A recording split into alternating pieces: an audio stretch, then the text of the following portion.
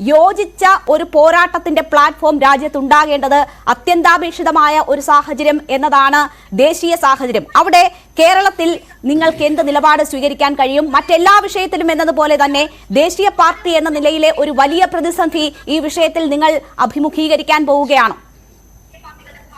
ഒരു ദേശീയ പാർട്ടി എന്ന നിലയിൽ കോൺഗ്രസിന് ഈ വിഷയത്തിൽ ഒരു ആശങ്കയുമില്ല.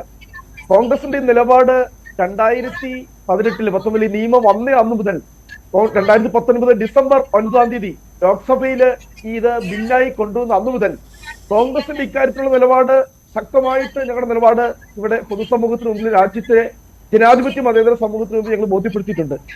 മതത്തിന്റെ പേരിലുള്ള ഒരു വിവേചനവും ഈ രാജ്യത്ത് നടക്കാൻ പാടില്ല.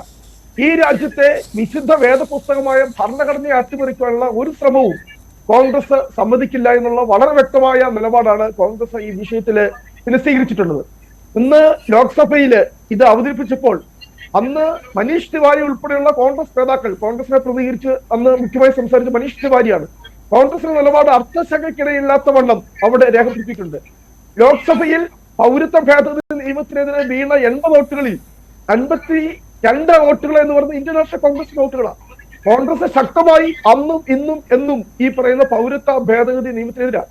പക്ഷെ ഇതിന്റെ അകത്ത് കോൺഗ്രസ് കാണുന്നത് എന്താണെന്നറിയുമോ? കാരണം BJPയുടെ ഒരു അമിത ആത്മവിശ്വാസം. 2024 തെരഞ്ഞെടുപ്പ് കഴിഞ്ഞിട്ട് പോലുമില്ല, പക്ഷെ തെരഞ്ഞെടുപ്പിന് മുന്നേ തെരഞ്ഞെടുപ്പ് വിജയിച്ചു എന്നുള്ള ഒരു രീതിയിലാണ് BJP അവരുടെ ഓരോ അജണ്ടകളും. കഴിഞ്ഞ ദിവസമാണ് BJPയുടെ MP പറഞ്ഞത് ഭരണഘടന ഞങ്ങൾ മാറ്റി എഴുതും. എന്തുകൊണ്ടാണ് നരേന്ദ്രമോദി പറഞ്ഞത് ഞങ്ങൾക്ക് 370 സീറ്റ് വേണം? BJP പറയുന്നതിന് കാരണം എന്താ? കാരണം ലോക്സഭയിൽ സുപ്രധാനമായ ഭരണഘടനാ ഭേദഗതികൾ വരുത്തണമെങ്കിൽ 3-2 ഭൂരിപക്ഷം വേണം. ആ 3-2 ഭൂരിപക്ഷം എന്ന് പറയുന്നത് 350 സീറ്റിന് മുകളിലാണ്. അപ്പോൾ വളരെ കൃത്യമായി തന്നെ നമുക്കറിയാം 2025 എന്ന വർഷത്തിന് ഒരു ചരിത്ര പ്രാധാന്യമുണ്ട്. RSS രൂപം കൊണ്ടിട്ട് കൃത്യമായി 100 വർഷം തികയുന്നതാണ് 2025. 1925 RSS രൂപം കൊണ്ട് അന്ന് മുതൽ VD സവർക്കർ ആയിക്കോട്ടെ, MS ഗോൾവാൾക്കർ ആയിക്കോട്ടെ, അല്ലെങ്കിൽ മാധവ് സദാശിവ്, MS ഗോൾവാൾക്കർ, ഹെഡ്ഗേവാൾ തുടങ്ങിയിട്ടുള്ള RSSന്റെ താത്വികാചാര്യന്മാർ അവരന്ന് പറഞ്ഞ ഇതേ കാര്യങ്ങളാണ് BJP ഇപ്പൊ നടപ്പാക്കുന്നത്. അന്ന് ഈ പറയുന്ന ഗോൾവാൾക്കർ അദ്ദേഹത്തിന് പുസ്തകങ്ങളൊക്കെ എഴുതിയിട്ടുണ്ട്. ഈ രാജ്യത്തെ മതന്യൂനപക്ഷങ്ങളുടെ 2ാം പൗരന്മാരായിരിക്കണം. ഈ രാജ്യത്തെ ഭൂരിപക്ഷത്തിന്റെ ഇഷ്ടത്തെ അംഗീകരിച്ചുകൊണ്ട് ഈ രാജ്യത്തെ ഭൂരിപക്ഷത്തിന് കീഴ്പ്പെട്ടുകൊണ്ട് മതന്യൂനപക്ഷങ്ങൾ ജീവിക്കണം എന്നാണ് അന്ന് ഗോൾവാൾക്കറും സവാർക്കറും ഒക്കെ പറഞ്ഞിരിക്കുന്നത്. അപ്പോൾ ഇത് വളരെ കൃത്യമായി ഒരു ഹിന്ദു രാഷ്ട്ര രൂപീകരണം. ഹിന്ദു രാഷ്ട്രം എന്ന് പറയുന്നത് ഒരു സനാതന ഹിന്ദു ധർമ്മത്തിലിറങ്ങിയ ഹിന്ദു രാഷ്ട്രമല്ല. ഇവര് പറയുന്ന ഹിന്ദുത്വ രാഷ്ട്രീയം മനുസ്മൃതിയിൽ അധിഷ്ഠിതമായിട്ടുള്ള, ചാതുർവർണ്ണ വ്യവസ്ഥയിൽ അധിഷ്ഠിതമായിട്ടുള്ള, ദളിതരെയും പിന്നോക്കക്കാരെയും ന്യൂനപക്ഷത്തെ അടിച്ചമർത്തുന്നു. ഈ മാസം 17 ബോംബെയിൽ ഇന്ത്യ മുന്നണിയുടെ വലിയ ഒരു യോഗം നടക്കുക. രാഹുൽ ഗാന്ധിയുടെ ഭാരത് ജോഡോ ന്യായ യാത്ര സമാപിക്കുക.